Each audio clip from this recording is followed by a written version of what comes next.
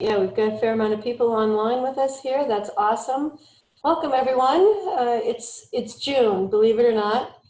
I know it feels like March, April, May, June, July, August have all gone by already, but we're just in the beginning of June, and we're starting to see some summer weather, so yay. And today is the opening of the hotels, so those that can get open. So it's a pretty exciting day here in Portsmouth. Thank you for joining us. For those of you who don't know me, I'm Valerie ROCHON, and I'm the President and Chief Collaborator for the Chamber Collaborative of Greater Portsmouth. And also on this chat are two of our staff, Ben Van Camp, our VP, and Jen Stevens, our Communications Manager. So welcome, everybody. Today is a great event. We have back with us City Manager Karen Conard and Health Officer Kim McNamara. And Karen and Kim helped us launch Chamber Chat Live on April 3rd. And to say the world has changed since April 3rd to June 5th is probably a way understatement. So we're really thrilled to have them back and give us an update. And I only see a portion of all of the hard work that they do behind the scenes every single day, and it's amazing. And so they're doing heroic lifting, and I certainly appreciate them and all of the city staff. Stephanie as well for her working on the City Manager's Daily Advisory. And we also have joining us today City Councilor Deaglan McEachern, who is going to talk with us about the new Portsmouth Citizens Response Task Force, or Reopening Task Force. So great lineup for you today. I'm going to give you some updates from the Chamber first, and then we'll have each of our great folks speak. I think we have Councilor Petra Huda on with us today as well, so welcome, Councilor. A little bit of housekeeping. For the most part, you'll be on mute, so please use the chat function. We all know how to use our chat and our hand-raising functions now on Zoom, I'm going to assume. So please use those to ask questions throughout, and then once all three of our folks have spoken, Ben will moderate a Q&A period for us. We have not yet, knock wood, had any difficulty with any of our Zoom meetings, but if we do get bombed or hijacked, we will close it down immediately and reschedule. All Chamber Chat Live events are recorded and will be posted to our Facebook and YouTube channels. So just know that we are being recorded. So the first thing, Chamber news. Well, as I said, hotels are opening today. So most of our major hotels are opening up today. Some of our smaller ones are rolling out over the next couple of weeks. Those that have indoor hallways and indoor access can open to 50% occupancy. Those that have outside access, like cabins or motels, can have 100% occupancy because there's no interaction among the guests. So very excited for that. I have to tell you, picking up a lot of the calls from the visitor center, that all the calls that I'm getting are, when are your hotels open? When can we come? And what restaurants are open? And are there any shops open? So those are the questions that we're getting here. So I'm glad that we're answering them. So we just learned that 66 restaurants have been approved for outdoor dining permits, although we only know that 38 are open so far. It might be more than that, but that's all we know about so far, and I think that Kim will address that a little bit more. We do know that 24 of our retailers downtown are open as well. We're aware of them. There might be more. We just don't know about them yet, but as we find out, Jen, who's been doing yeoman's work, getting all this communication out there, whether it's on our website or the Portsmouth Collaborative website and the Go Portsmouth NH website, or out on social media. She's been doing a fabulous job communicating that. Ben is the wind beneath our wings, making sure that our IT works, and we're trained to be able to do that. So they have been working really hard to get that done, and they will continue to do that. They already have Jen already has restaurant and retail lists that are going out. Hopefully starting today, she'll have lodging lists that are going out on our Facebook. So that's the Chamber Collaborative of Greater Portsmouth. And then as appropriate for attractions and activities, she'll start sending that out as well on Facebook page. Some of you may have seen that the governor announced this morning that the SEACOAST beaches have been reopened to the general public for all traditional beach activities effective immediately. That's a bit of a woohoo there as well. Beach goers are going to be asked to remain at least 6 feet away. There's still some parking restrictions, and the one-way is still in place on Ocean Boulevard. We also are looking forward to, word on the street, is that the governor will announce in his 3 p.m. press conference today that the stay-at-home order, which is in effect until June 15th, will be lifted. That's the word on the street. I'm not the governor, and that could change between now and 3 o'clock, but if you're interested in what might now be opening up, you might want to listen to that press conference. We are hoping that there's also some information about pools and gated attractions and water parks and that sort of thing. That's also today, not sure. I believe that Karen's going to speak to us, city manager's going to speak to us about the Main Street Relief Fund. Those of you that have applied for PPP or still not applied, you should apply because there's still dollars left, and the Senate just passed the Flexibility Act, which changes the ratio of 75 payroll to 25 expenses to 60-40 and extends the term from 8 weeks to 24 weeks. Lowers the percentage of loan proceeds that must be used for certain things, and extends the deadline from June 30th to December 31st. So if you don't have any PPP funds yet, please apply. There's money available. We are going to start doing some summer tourism slowly, softly, sensitively, because we do have businesses that are opening up, and we want to invite people back as long as they're doing it safely. So we will be asking, or in some cases requiring, masks and following the safe distancing, and we will be making that clear in our promotional material. But we love our visitors and we want them back as it's safe to do so. So we'll start communicating with them. Michelle has a newsletter going out to our 15,000 name database of Friends of Portsmouth. That's going, I think it's going out today. If not today, it'll go out on Monday. Promoting those that are open and our virtual events. So there you have it. So reminder that we're going to open up for questions once all of our guests have spoken. Use the chat function and we're going to get started. So I'm going to start with Karen Conard, our city manager, who was appointed as acting city manager in Portsmouth as of December 16th this past year, and she assumed the role of city manager at the beginning of January 2020. She arrived in Portsmouth from having served as executive director of the Merrimack Valley Planning Commission located in Haverhill, Mass. Karen was educated at Duke University, where she earned a BA in political science and French. Très bien, madame. Pour vous.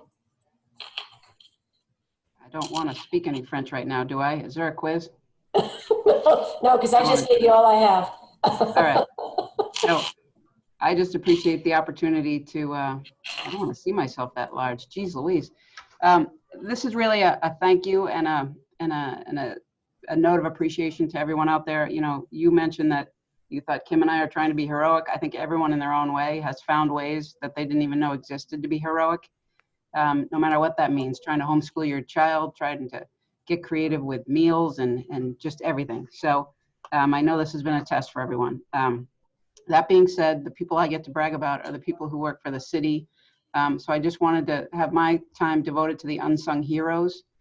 So in addition to giving a great big thanks to the chamber and the business community, I want to highlight some of what's gone on behind the scenes with the city folks. So as you all may know, today is the last day of school for really the most extraordinary school year ever. I would congratulate graduates from all the way from kindergarten up through high school. I understand there's going to be a graduation ceremony at the end of June, which is great. Everyone from the teachers, the administrators, the aides, the staff, the lunch preparers, which is still going on, the deliverers going on through the summer, you name it, everyone's just leaned in and done a wonderful job. More unsung hero people would include the solid waste and the yard waste collectors. Really not the most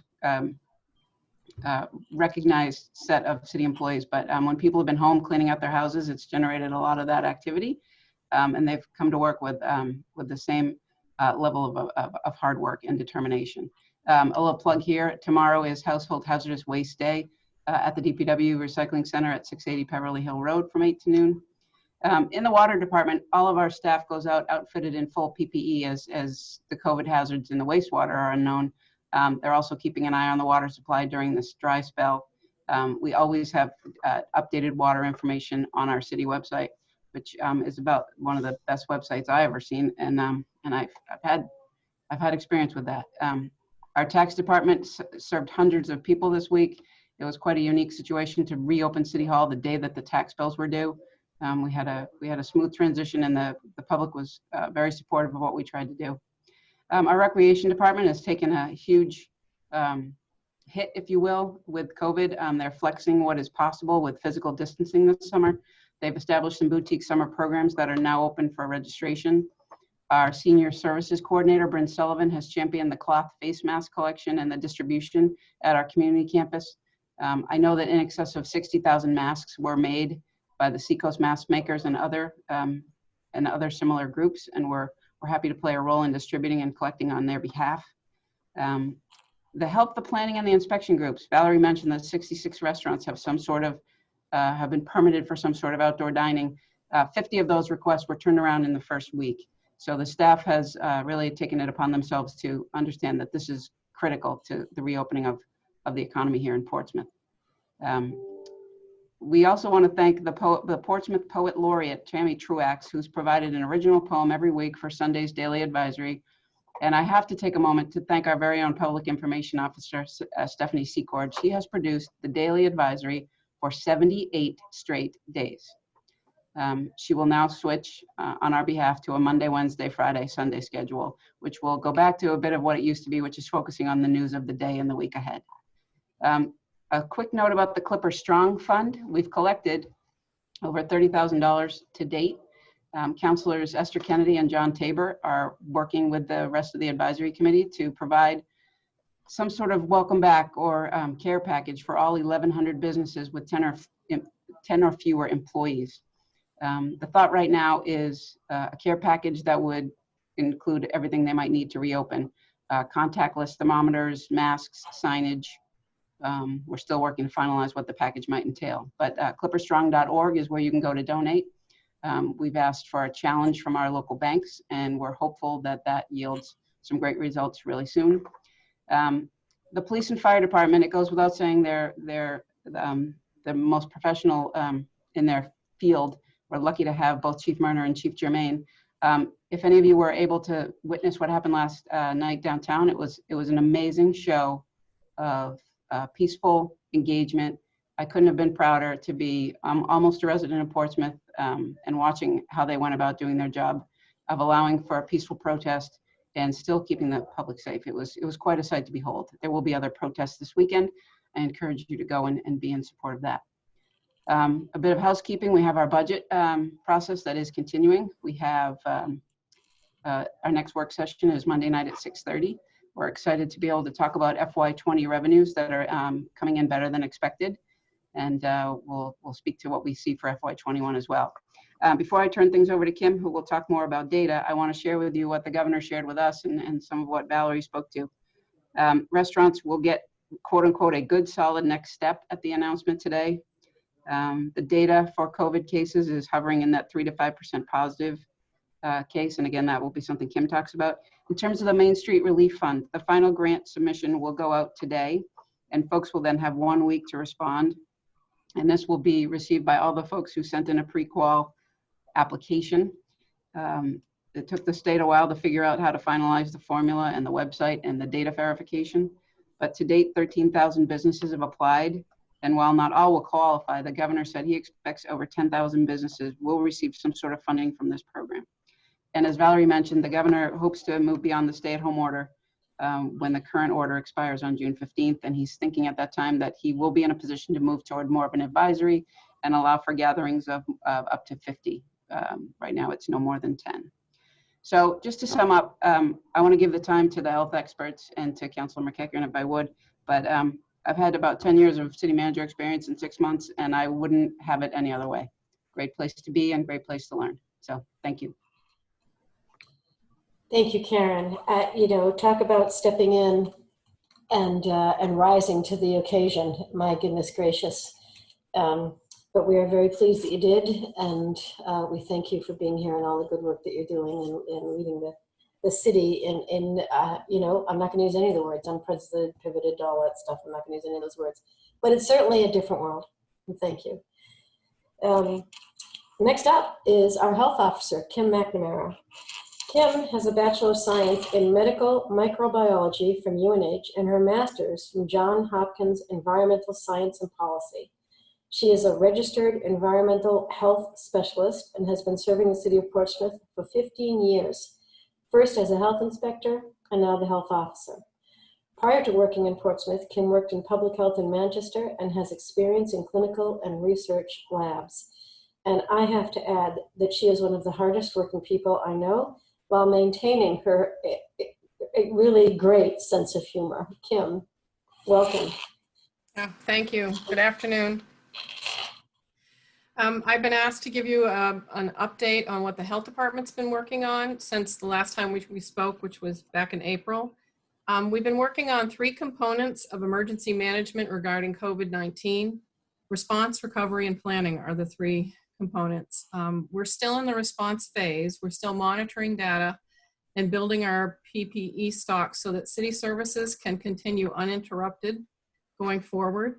There are certain benchmarks that should be met before moving from one phase of opening or reclosing, and they are a number of newly identified cases, the hospital census or outpatient visits related to COVID and respiratory illnesses, and % positive tests.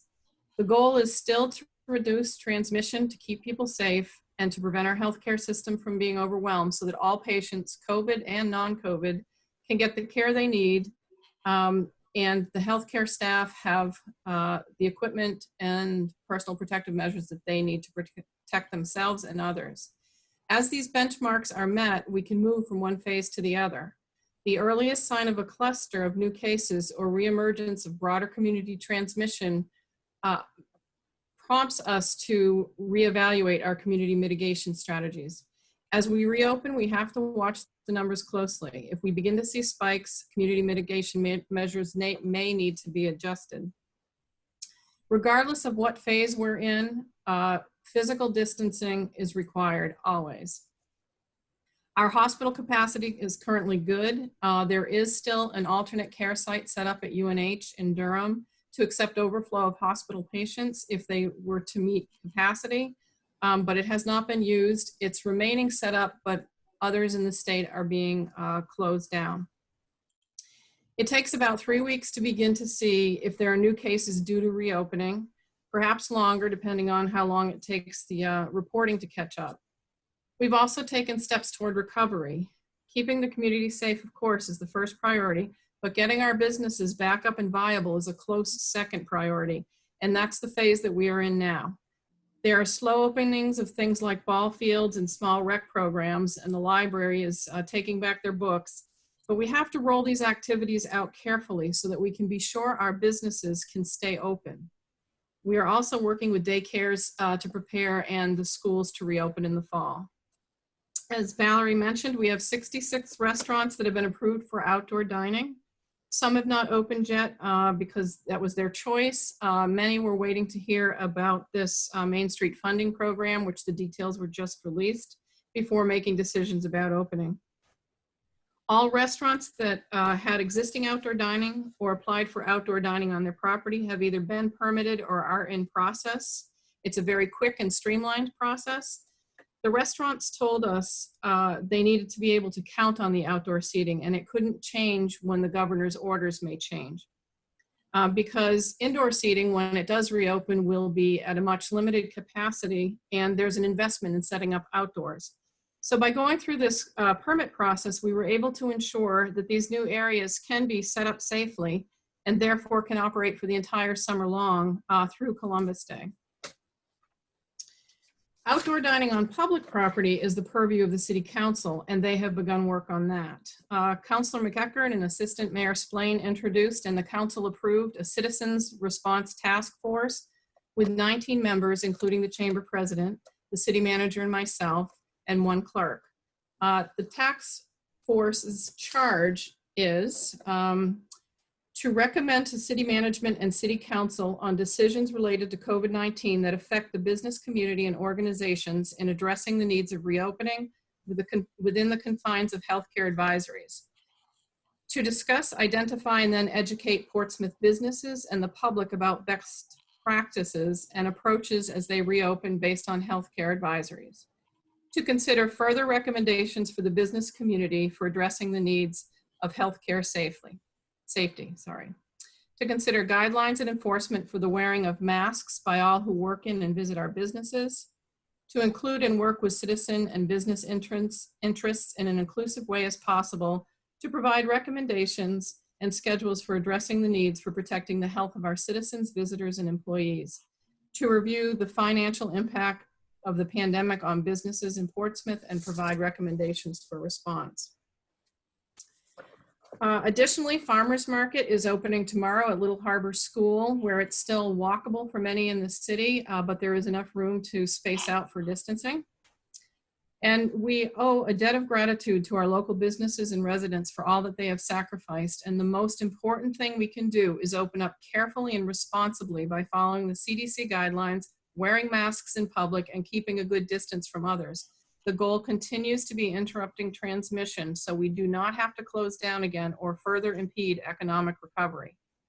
As we move toward reopening, there's going to need to be greater emphasis on people taking personal protective measures. And if you are someone who is in one of the high-risk categories, you will probably curtail some things that you normally would have done in public, at least until transmission rates are almost zero, there's a vaccine, or there's a treatment that's effective. The higher risk categories include people who are 60 years old or older, diabetes, have heart disease and hypertension, smoke, have obesity, possibly genetics play a role, and perhaps even certain blood types play a role. As we learn more about this disease, these public messages will be tailored to the new information. For a while, at least, many of us are going to need to live a little bit differently. We're going to be watching the numbers not only here, but in the counties that we are most connected to in Maine and Massachusetts. So that's essentially Portland down to Boston as summer gets rolling, and the Manchester, Nashua, and Salem area, which is having higher rates of transmission than we are as commerce picks up. Lastly, we're planning for the potential for summer emergencies, such as sheltering due to severe weather or other disasters, because sheltering in an infectious event is not something that we can do using our standard practices of putting everyone in one shared space. We have to make those same considerations for cooling centers in a heat wave. And also we do have plans for mass vaccination clinics should a vaccine become available, but we cannot dispense that in large shared spaces either. So there's a lot of planning going on right now to address these types of issues to be prepared. Thank you. That's an awful lot of information, Kim. That's, thank you for all of the work that you're doing. I know that you are also doing yeoman's work over there, and I'm truly appreciative of it. I can't imagine that there aren't going to be a number of questions. So we are going to go on to Councilor McEachern and then come back to you, I'm sure, for questions. So thank you for hanging in there with us. I'm going to introduce City Councilor Deaglan McEachern, a native of Portsmouth, Senior Director at Yext, helping New England companies organize their online information.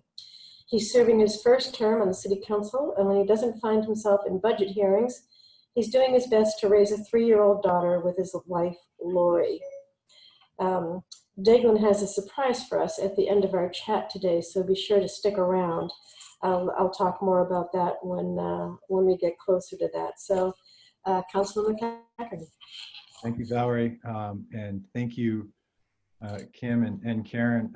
There's being on the City Council, you get to see a lot of people's best efforts in the city, but you also get to see a city staff that is unparalleled. Every time I might feel bad for myself being on a budget meeting until midnight, you just look at the panelists on Zoom and you realize that, every department head is there with you. So it's a real team effort, and we're lucky in Portsmouth to have the best of the best. And I think it's time like this where you recognize just how important you know, that caliber of employee and that dedication is. So a real round of applause to both of them and the entire city of Portsmouth. I would say with all that's been said, and Kim reached out to me before seeing if she was comfortable with her reviewing the task force, and I said absolutely. I would get, even having brought this forward with Jim, I'm sure I would get some of the details wrong. So I'm happy for that. I view my role as more being able to answer any questions, but I did want to add a couple of things to the task force and the importance of it. And frankly, it's because the city of Portsmouth needs to do even more than we've done in the long term. And the task force for me, the mayor, has always been with a view of how do we reopen for June, July, August, September, and October. It is not a quick fix. It's something that, and can everybody still see my screen? I saw my internet go out a little funny, but we're still good? Okay. So it's not a quick fix. It's something that's going to be ongoing, and ultimately any decisions to do with public space and public venues lie in the council. And this task force is important for me for really two reasons. One, the council, we are not, I think, to put this, we don't know the day-to-day struggles of operating a small business or a restaurant in the downtown or anywhere in Portsmouth for the most part. And so we wanted to get as many people that can quickly provide feedback to a reopening commission as possible, and do that without having to go through the council. And then I think when those recommendations are made, it will do two things. One, it's going to make it so the council has something really to react to in a positive way that's gone through a lot of thought. And then two, the business community has a lot of information and feel as though they've been involved in this process, which I think is really important to make sure that we collectively are coming out of this together. So, and just one last point, I saw that there was some small business owners that went out on their own and hired an architect and created. I think I see some of them on this Zoom tonight, and I want to say that as a counselor, oh, there's two of them together. You guys got to socially distance better than that. But I want to say that I wholly support that plan. I think that that's the type of boldness that we need. I think I was on a meeting the other night with Councilor Huda, who I think correctly alluded to the fact that, you know, spacing is going to be important. People are going to need to feel that they have that space downtown in order to feel comfortable walking around from a safety standpoint. And we need that type of thinking, I believe, to bring people to our downtown safely so that they know that they are going to have 6 feet when they're walking around, and that those measures have been taken. So I, as one counselor, support that plan. I've forwarded it on, and we're looking forward to the task force meeting and bringing that, you know, that plan or version of that plan back to the council. So I'll answer any questions, but I'm sure there's a lot of questions for Kim and Karen as well. So thank you, Valerie, for inviting me and all of the work that you do. I apologize for putting you on another task force, and I promise I wouldn't have done it to you unless I thought you were absolutely vital, and the work that you're doing a part of all of these businesses is vital to share your opinion, and I have most faith and confidence in you that you will be able to be a voice for every business in Portsmouth. So thank you. Thank you, Councilor, and thank you for making the time to be here today. And I know that we've received our marching orders, if you will, for what the task force charge is, which Kim just outlined. And I'm pleased that there's a group of people that are going to get together and communicating. And one of the conversations that you and I have had, Councilor, is about redundancy. There's so many people who want to do so much, and none of us want to waste our time. And there are many smart people who are doing good things, and finding out who they are and what they're doing is I think critical to our success. So we're not spinning our wheels and we're always moving forward. So I appreciate you setting up the task force to try to accomplish some of that. So thank you. And thanks. If I could just, the only efficient government is a dictatorship. Unfortunately, we don't have a dictatorship. I recognize that there could be duplicate efforts of this, and I just want to stress again that city staff is doing a fantastic job, but all of this is about getting 5 councilors and a city of Portsmouth to support an idea that we think is going to help all of us not only recover but do our best to thrive in this new world. And that's the intention that this was taken, and I appreciate and we will look to reduce redundancies when possible, but it's not lost on me how much work you're doing. So thank you again for. Yeah, no, thank you. Thank you. I moving forward, always moving forward, onward, as a friend of mine always says. At the end of his emails, he always says onward, and it's always inspiring. And so as Jay Shadler, by the way, who's awesome. So onward, here we go. So Ben, can I turn it over to you for some of our questions coming through, please? Yep, sure thing. A couple of people have asked, how is the best way to contact the task force? And could you share once again who is on the task force? I can take that unless, actually I say that and my folder is just out of my reach. So I have the list here if you want me to read through it. Yep, and while Valerie does that, I just want to mention our intent, at least at the outset, is to have all the Zoom meetings be public. I think there is a sentiment that there will be public comment solicited by the task force, but I think initially the meetings, I think it's up for the group to decide whether to take public comment in a meeting. I think it may be public without public comment initially. I don't know. I think that will be something the group decides. Thank you, City Manager. I believe we have a meeting next Tuesday or Wednesday, so to start to resolve all of that. So nonprofit representing the arts community is Deb Anthony and Russ Grazier. Russ, I see that you're on this call. That's great. Nonprofit representing healthcare organizations is Catherine Lynch and Mary Morin. Healthcare professionals, Bianca Montero and Ann Berner. Restaurants, Joe Scarlato from the Shanty et al., John Gollum from the Pocos, and Jeffrey Goss from the Clipper Tavern. Retail businesses, Karen Buffard, Jim Lee, and Samantha Finnegan.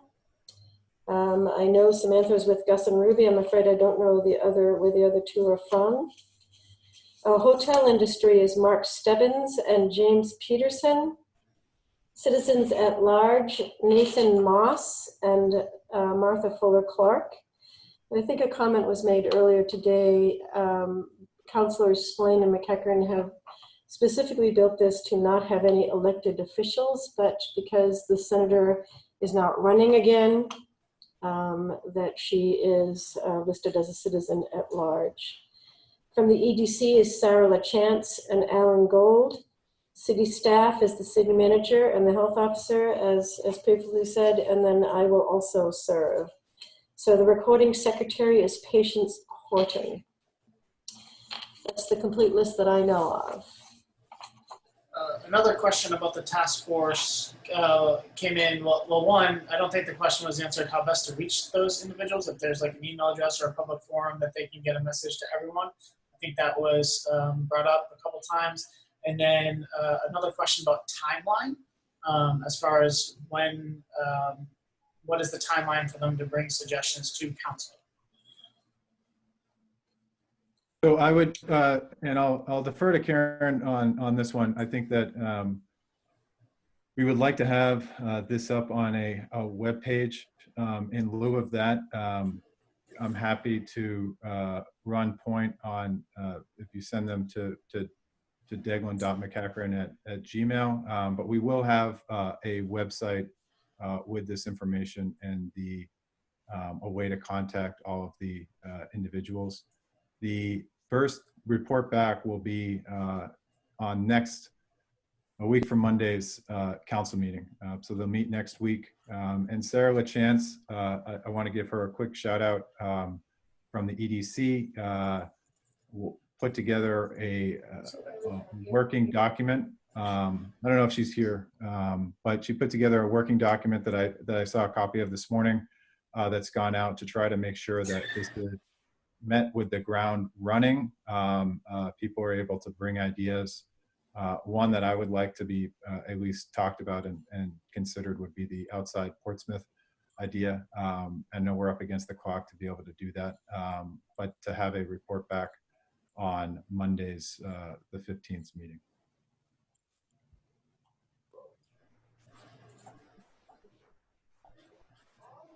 Okay, great. Another question has come in, and this may be best for Kim. Another question came in about the opening of daycares and summer camps and other child services. Well, we have gotten some requests from daycares who are in the planning process. Smaller numbers than usual, distance as much as you can, you know, different entrances such as up at community campus. So people are planning that. Is there anything more specific? No, there was not. It was just sort of, are you starting to see those applications? And I think a lot of people, I think the question really comes from a place where as people start back to work, they need a place for their kids to go. So as we're trying to get this economy rolling again, we need, you know, if I were to go to the office, I would need a place for my kids to go. So I think that's where the question's coming from. And daycares are in that planning stage right now. Okay. Another question came in regarding the Main Street Relief Fund, which, as this person stated, is, I understand, is a for-profit organizations. They also understand that there's a $60 million pool for funds for nonprofits, and that the guidance is due out soon on how those funds will be distributed. Does anyone on the panel have any insights on this program? And thank you for all your hard work. And that's from Joe Watts over at Star Island. I had heard that this went through the charitable foundation, but I see a representative from the state task force, Kathleen CAVALARO. Do you have any more information that you could share on that? Give me a second. I will unmute Kathleen CAVALARO, which is probably dangerous, but we'll give it a shot. Sorry, I was answering an email when you asked the question. Can you please repeat the question? Multitasking, caught in the act. So the question was about that it was from Joe Watts at Star Island. He said he understands that the Main Street program is primarily for-profit organizations, and that there's a separate $60 million pool of funds for nonprofits, and that guidance is due out soon. Does anyone have any insights into how that program is going to be kind of distributed? Not a lot. I'm Brian Kelly. I'll be in charge of pulling that money down for SEACOAST Rep. The guidance for nonprofits is due out today. I'm sorry I don't have more information than that, but today was the day that they were supposed to put it forward. And we're just bringing in all our friends here. I'm going to go ahead and mute you again, Kathleen. And Russ Grazier says he has some information on this topic. So we're going to unmute Russ. And so, Russ, are you unmuted? Yes, I think I'm unmuted. Okay, perfect. Yes. So I serve on the board of directors for the New Hampshire Center for Nonprofits, which is one of the organizations that'll be overseeing this fund. The plan still is to have that information released by end of business today, although I was in a meeting earlier today that led me to believe that it might get pushed to early next week because there's a lot of crunch time in getting the information out there. So don't panic if you don't see it today, though it should come out today. What I've been told, which is very limited so far, is that the funds, while they will be vetted by the New Hampshire Charitable Foundation, will be distributed by the state of New Hampshire. That part of the application process will require nonprofits to register as vendors for the state of New Hampshire, and that'll probably be a 2-week turnaround process for applying for it, 2 to 3 weeks. I don't have the exact timeline, but I'm thinking it's 2 to 3 weeks from today that the deadline will be for nonprofits. So it's going to happen pretty quickly. And I've also been told that the application process will be very streamlined and not complicated for nonprofits. So that's the information I have at this point. Hey, Russ, that's great information. That's more than we've had from for this particular fund. Do we have any idea about other? And I know I'm probably asking you things that are supposed to come out in the guidelines.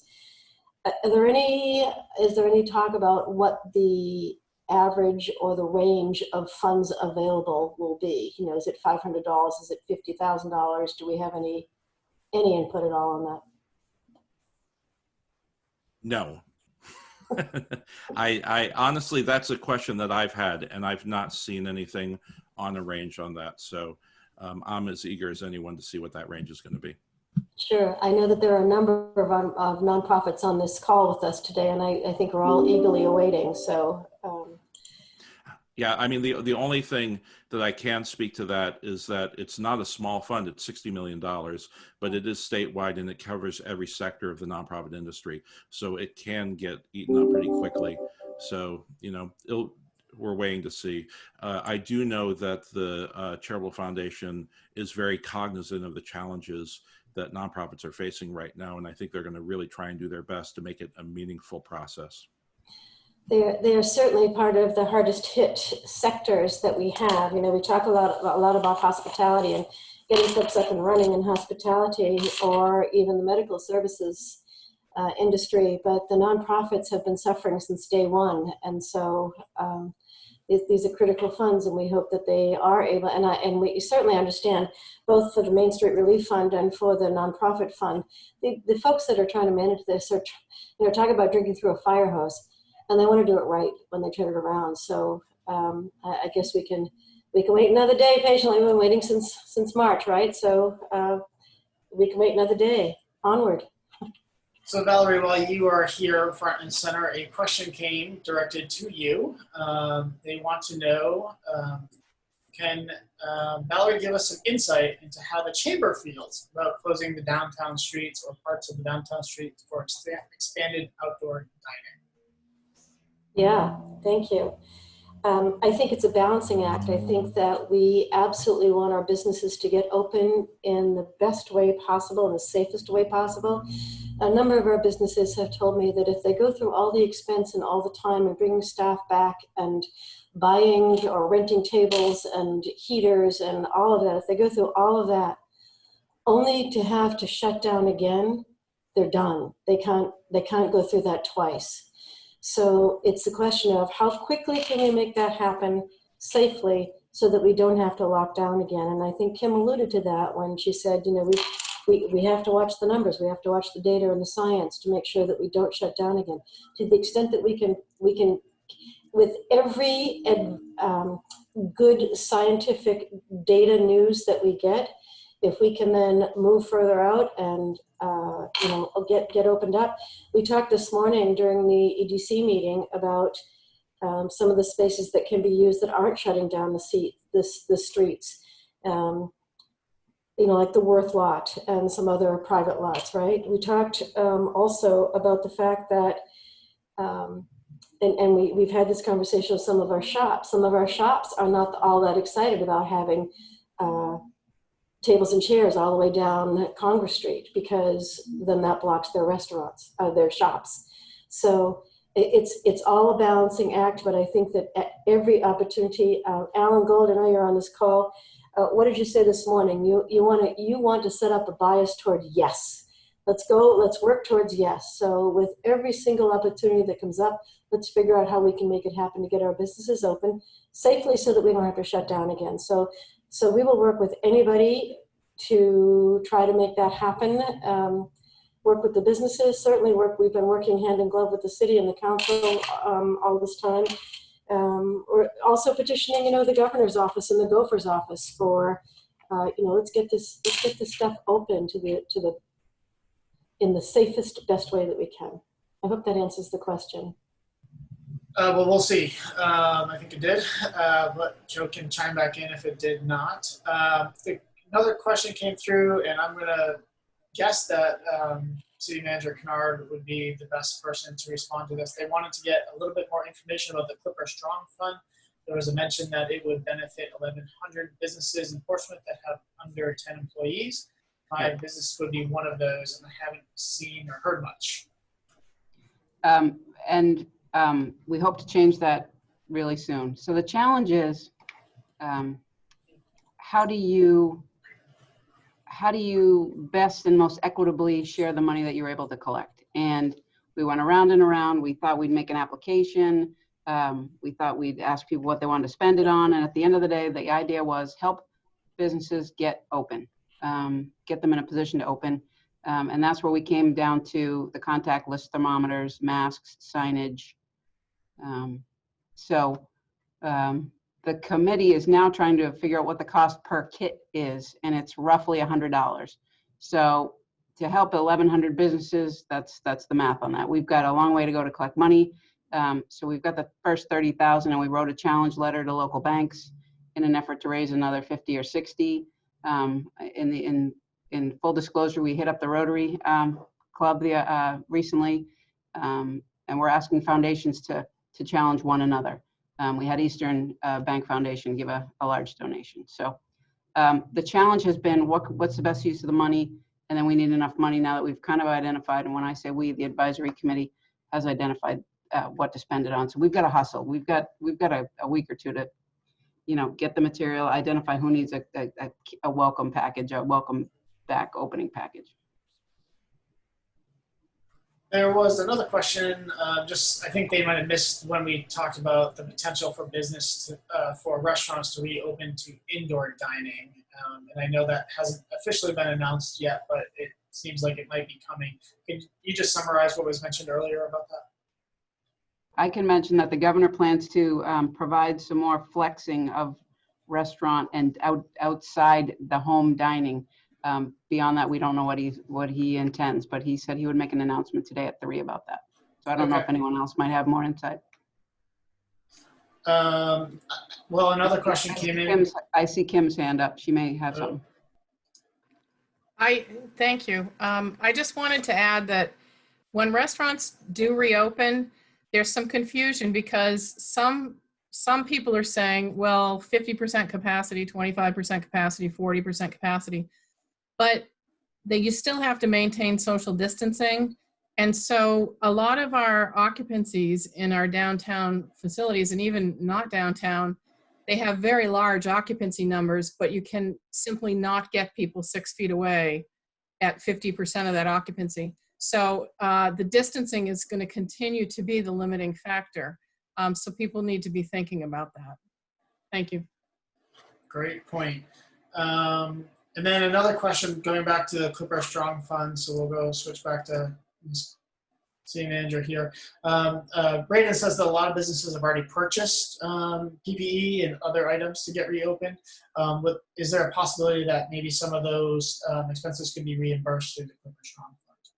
That's a great question. That would be certainly something I can bring back to the advisory committee. We're meeting Tuesday at 3:30. It makes sense. And maybe we can flip the question, what else do you need? Is there something you're having trouble sourcing that we can try and identify for you? But I'll bring that reimbursement question back to them.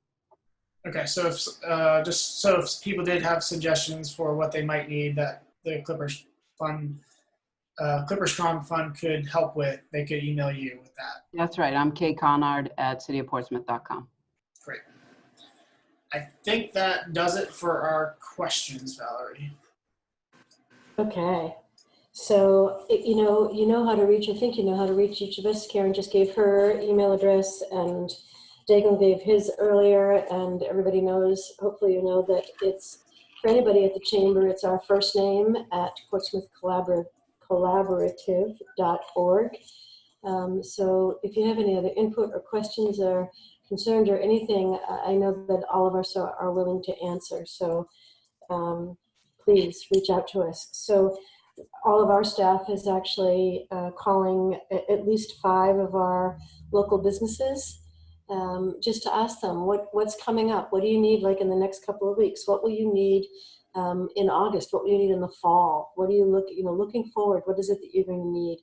And hopefully we'll have some good answers, honest, useful answers that we can share with the city manager and Nancy Carmer in economic development, and we can find those solutions. I mean, that's the whole idea, is finding these solutions, right? So we're working on that. So if there's no more questions, if our guests don't want to make any wrap-up comments, seeing none, let me just share with you a couple of things. So next week we have Amy Can. She is the managing partner for HR ROI in Portsmouth, and she's going to join us to run through the big issues and questions that employers have right now, such as returning to work and screening questions, as well as privacy concerns and EEOC concerns. We learned from some of our hospitality members the other day that while they are testing their staff as they come back in the morning with temperatures and asking them questions, they do not intend to try to test guests or customers. Part of that is it's simply cumbersome, and the other part is that there's been so much pushback and not niceness, not that that's a word, but from people pushing back about having to wear masks in our restaurants and retail shops, that they don't want to compound that by putting a thermometer on people's foreheads. So they don't intend to do that. So she's going to be talking about, safety concerns for our employees as they go through this. So that's next week. I want to remind you that you have a lot of resources that you can look at. PortsmouthCollaborative.org COVID-19. Please follow our social. Jen and Ben are doing an amazing job getting information out there on the Chamber Collaborative of Greater Portsmouth Facebook and Twitter and Instagram. There is a Facebook group called SEACOAST Strong Business Forum. All are invited to post there, look there. There's a lot of best practice sharing or things that are coming up or things that people want other people to know. So please join the SEACOAST Strong Business Forum. And of course, Stephanie's now, not every day, Monday, Wednesday, Friday, Sunday, the city manager's daily advisory, which of course is incredibly useful. So I really want to thank City Manager Karen Conard, Health Officer Kim McNamara, and our City Councilor Deaglan McEachern, and our City Councilor Pete Trahuda, who's on the call as well. There's so much work going on to try to move us forward, and each person is doing just a lot of work to try to make that happen. Each of you is doing it, and each of the folks that spoke today are doing it. And it's becoming another one of those words that we're getting tired of hearing, but it is so true. We are all in this together, and we all need to be rowing in the same direction. So I thank all of you for all that you're doing to get us moving forward. A reminder, we've talked about this before, that it takes 11 hugs a day to thrive. Not just to survive, but to thrive. And they don't have to be physical hugs, because you can't do that, but nice words, kind words, something that makes somebody smile. And so, along those lines, that at the end of each of our chats, we do try to do something that makes you smile or giggle or laugh or walk away happy. And today we have a very special treat. We have the magician duo team of Deaglan and Tiernan McEachern. And Tiernan has named this duo Sleeping Beauty and Prince Charming. So thank you, Deaglan. You. And I'll do my best to get this going really quick. Okay, well, Tiernan, or Sleeping Beauty, we have to introduce yourself. What is your name? And who am I? Prince Charming. Check's in the mail. Well, what are we going to do for the people watching for the Portsmouth Collaborative today? What are we going to do? Yeah, so we have 2 cups here. They happen to be magical cups. Nothing underneath them. There are a magical wand. And Tiernan, what can you do with that magical wand? Sleeping Beauty, what can you do with the magical wand? Oh, just take the wand. All right. Make Look at this. Oh, wow. Look, a line. And can you do it on this cup too? Oh, wow. There's a line under there. Now, that would certainly help if we could make some money just grow out of these cups with budget. Now, what do we, can we make? I don't think so. I don't think it's frozen. Can we make them, can? We have to freeze. Like the statue. Okay. But first, can we make them, can we make these magical lines disappear again? Oh, yeah. All right, so how do we do that? I just put them here. Okay, we gotta take the magical cups and we gotta put them. No, I will put them. Okay, so, well, I don't know if it's gonna work this way. I think if we put them down on the ground and then we put the cups over them like this and like this, and we use the magical wand. Go away. Oh, wow. Another successful magic show by Sleeping Beauty and Prince Charming. Sleeping Beauty, can you say goodbye to everybody? Bye, everybody. Thanks for watching.